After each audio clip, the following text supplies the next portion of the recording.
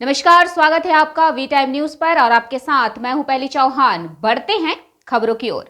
प्रोत्साहन वंचितों को मुख्य धारा में लाने के लिए जरूरी है सामूहिक प्रयास। जदयू के प्रदेश सचिव सह orthopaedic surgeon doctor Praveen Kumar ने महादलित बच्चों का बढ़ाया हौसला। अंबेडकर पाठशाला के अध्ययनरत बच्चों को निजी कोष से दी स्कूल बैग, वाटर बोतल और पाठ्य सामग्री।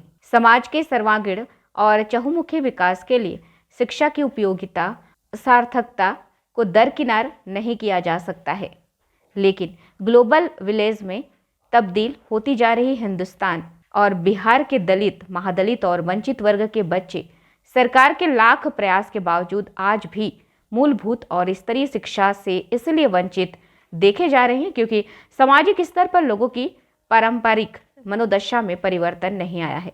फिर भी ऐसे धुंधले माहौल में अंबेडकर पाठशाला के रूप में हमें आशा की किरण नजर आती है, जिससे इस वंचित अबोध बच्चों के सपनों को पंख जरूर लगेंगे और ये भी एक न एक दिन असीमित उड़ान जरूर भरेंगे। उक्त बातें जदयू के प्रदेश सचिव सह शहर के नामचीन orthopaedic surgeon doctor Praveen Kumar ने उलाव में संचालित निःशुल्क अंबेडकर पाठशाला परिसर में आयोजित प्रोत्साहन सह सम्मान समारोह को संबोधित करते हुए कही। उन्होंने कहा कि पहले तो इन दलित, महादलित बच्चों को मूलभूत शिक्षा सुनिश्चित करने का समेकित प्रयास सुनिश्चित करना होगा। तदुपरांत मूल्य आधारित शिक्षा की दिशा में कदम बढ़ाना होगा, तभी इनके जीवन स्तर में आमूलचूल बदलाव लाया जा सकता है। उन्होंने निःशुल्क अंबेडकर पाठशाला के द्वारा इन बच्चों को मुख्य धारा में जोड़ने के लिए किए जा रहे इन प्रयासों की सराहना करते हुए कहा कि देश के इन नौनिहालों को नैतिक और सामाजिक शिक्षा देने की मुहिम में सदैव तन, मन और धन से समर्पित रहूंगा। उन्होंने अपने निजी कोष से कुल 30 बच्चों को स्कूल बैग, वाटर बोतल और पाठ्य सामग्री सौंप कर उनका हौसला अफजाई किया। पाठशाला के संचालकों ने डॉक्टर प्रवीण की सहृदयता और संवेदना की सराहना करते हुए करतल ध्वनियों के साथ उनका अभिनंदन और वंदन किया। गौरतलब हो कि संविधान निर्माता बाबा साहेब डॉक्टर भीमराव अंबेडकर की 132वीं जयंती के अवसर पर उलाव में अंबेडकर निःशुल्क शिक्षा केंद्र की स्थापना की गई थी, जिसका मुख्य उद्देश्य जिले के भीतर के तमाम गरीब, दलित और महादलित बस्ती, जहां आजादी के 75 वर्ष बाद भी शिक्षा की किरण अभी तक पहुंच नहीं पाई है, वहां शिक्षा के अलग को जगाना है। इस केंद्र का सपना है कि हमारा जिला 100% शिक्षित हो।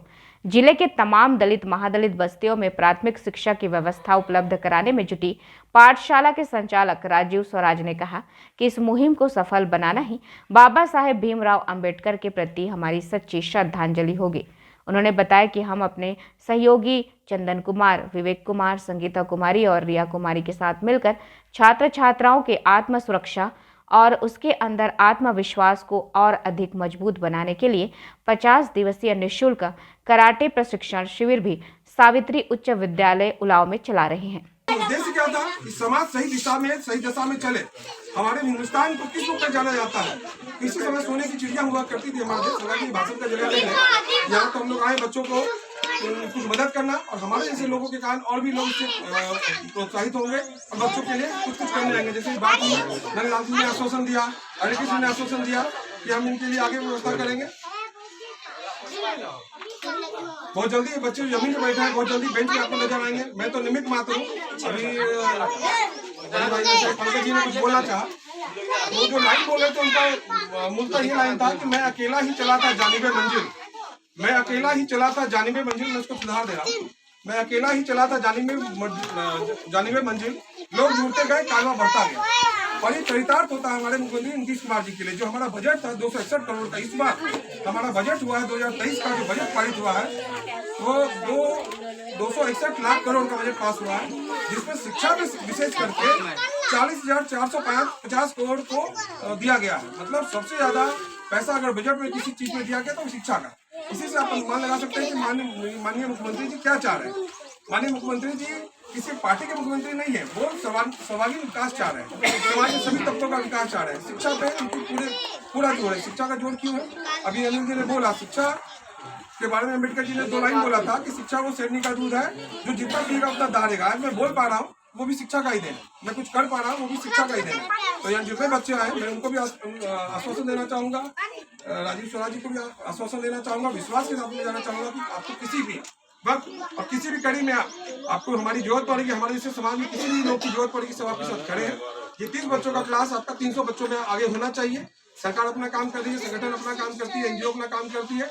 और आप लोग के बीच में एक जानकारी और दूं, साझा करना चाहूंगा कि राजीव स्वराजी से ऐसे बच्चों को नहीं पढ़ा रहे हैं। राजीव स्वराजी इसके अलावा 50 बच्चों को निःशुल्क कराटे का क्लास भी उपलब्ध करवा रहे हैं, जो आपके मीडिया के माध्यम से मैं जानकारी देना चाहूंगा। जिला में बहुत सारे संघ भी चलते हैं खेलकूद से रिलेटेड, उनको भी इनसे सीख लेनी चाहिए कि व्यक्तिगत अपने कोच से या अपने तरफ से आर्थिक मदद करके निःशुल्क 50 बच्चों को यही उलाव के हाई स्कूल में बच्चों को 50 दिवसीय 50 बच्चों को कराटे का कोर्स भी करवा रहे हैं। इनके लिए मैं इनका बहुत अभिनंदन करता हूँ और मैं चाहूंगा कि ऐसे ही लोग समाज में और आगे बढ़े। अपने लिए तो सब जीते हैं, बहुत सारी लाइनें उसके लिए, अपने लिए लोग सब जीते हैं। जो समाज के लिए जिए वो बड़ा काम करता है, उसी को समाज याद रखता है, उसी को देश याद रखता है। वी टाइम न्यूज़ के लिए बिहार बेगूसराय से नबी आलम की रिपोर्ट।